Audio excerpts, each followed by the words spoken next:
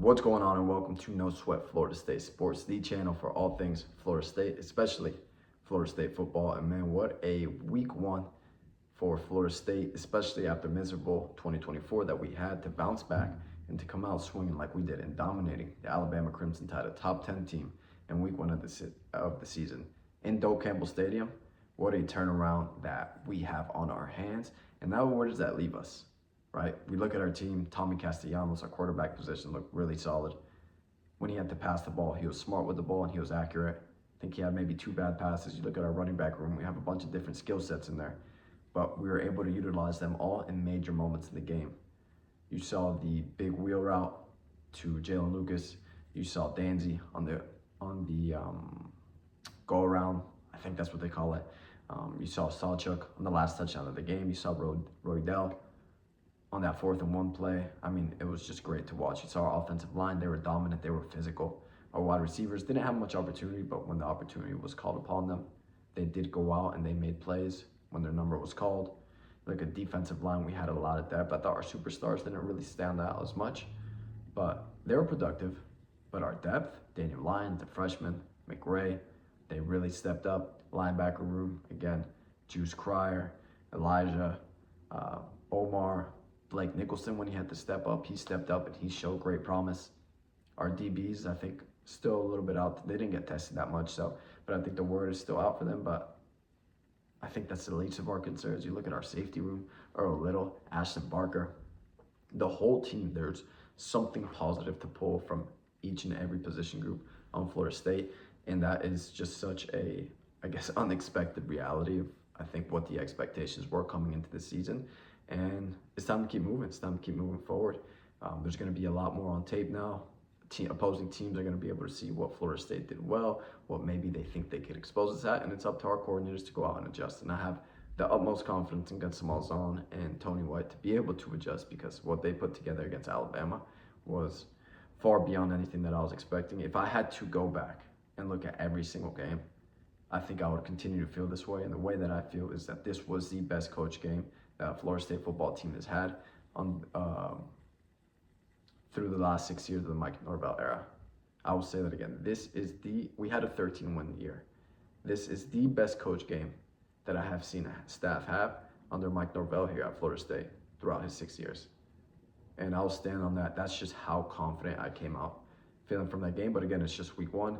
I think it's a very small sample size. We have 2 games coming up that you should go out and be able to dominate and have those games over by halftime, and then you have your first ACC game. I think by the time that first ACC game is over, we'll have a better idea of where this team is. I listened to the press conferences throughout the week. It seems like everyone's head is in the right place. They moved past Alabama from players to coaches, but we got to wait and see. I'm still in wait and see mode. I do not forget the things that have happened at Florida State as recent as last year, regardless of what happened game one. And I think it's a good time, once you're a third of the season done with that Virginia game, you have 8 games left. You could confidently say it's like, okay, this is what the Florida State team is, regardless of what happened in the Alabama game. Because as much as that Alabama game was a confident booster for us as fans, it was a combination of 2 things. Florida State was better than people expected. Alabama was also worse. So we'll see what happens moving forward. We just got to continue to play our game, continue to play how we did in that game, being physical, attacking the ball, being smart, and I think we're going to win a lot of ball games. The preview for week 2 is just, listen, we play East Texas A&M. They just played SMU. They got beat pretty bad. FSU should have this game over by halftime. That's what I expect. I expect us to go out and dominate. I want us to go out and dominate. I want this game to be over by half. So I want to be able to see possibly our backup quarterback, and that's just going to continue to give me the confidence that, hey, this team is for real.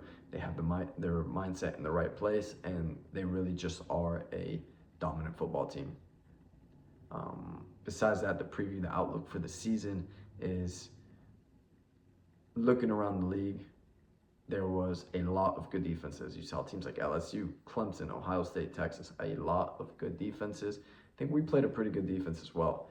You look at Alabama on paper, and you look at that roster, they have a lot of guys on that team, and we went on and dominated. I thought our offense overall looked the best in the country, And it's really exciting to think about because you look at Gus Malzahn, he was the best OC or a top 5 OC at least in the league when he was an OC only.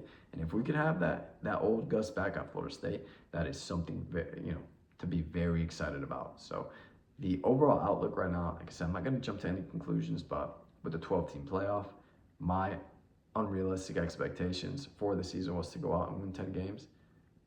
After week 1, it's looking like that might be more and more of a reality. But again, it's just week 1. We got to continue to push forward. We will see how our Noles come out this week. And quick shout out to Ethan Pritchard, true freshman at Florida State, man. Fortunate situation happened to him the weekend after the game. Just prayers out to him. He's at the hospital. There is a GoFundMe going around. If you come across it, if you don't mind to donate, help that family out. It's a terrible thing to think about somebody so young who was just, doing right by his family, trying to help out, that he had to find himself in the middle of, these circumstances. And, just if you're the praying type, give a prayer to Ethan, to his family, and hopefully he gets better. We're all Noles, we're a Nole family.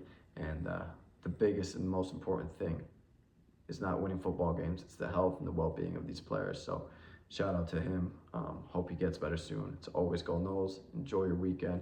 If you guys don't mind, like, subscribe, share this video. I appreciate you watching. I'll catch you guys next week. Go Noles.